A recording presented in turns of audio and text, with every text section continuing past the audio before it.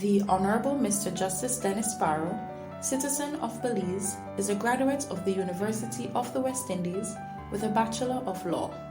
From early teenagehood, it was clear that I needed to be a professional, and law accorded with my arts orientation in school. He received his legal education certificate and the prize for most outstanding final year student in 1977 from the Norman Manley Law School.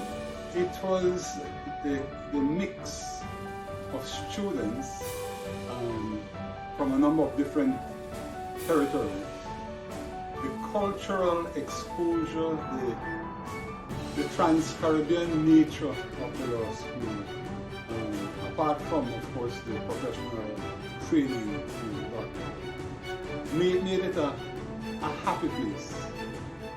He embarked on a career in private practice. In 1990, Mr. Justice Barrow was elevated to senior counsel and went on to start his own law firm, Barrow & Company.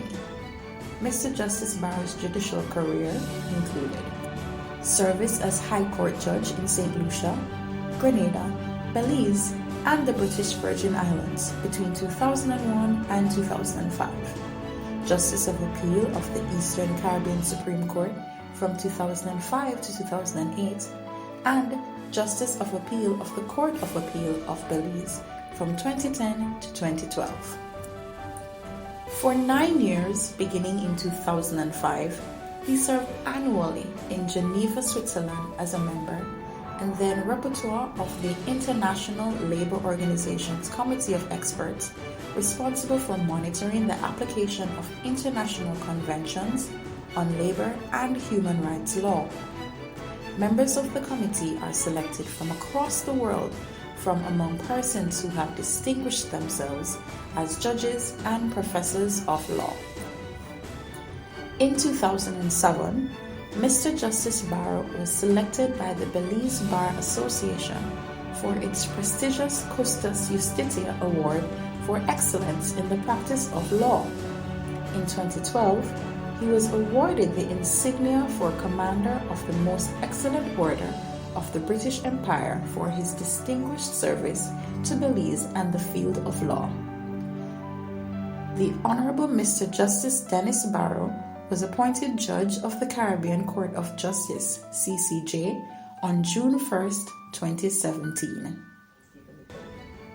The jurisprudence that the CCJ is producing is a most satisfying thing. We are developing our own Caribbean jurisprudence, which was part of the intention of the framers, the architects of the structure, and I think we are living up to it. I'm very proud of the changes we are making, the decisions we are giving in relation to some fundamental constitutional law issues like the savings clause, that sort of thing.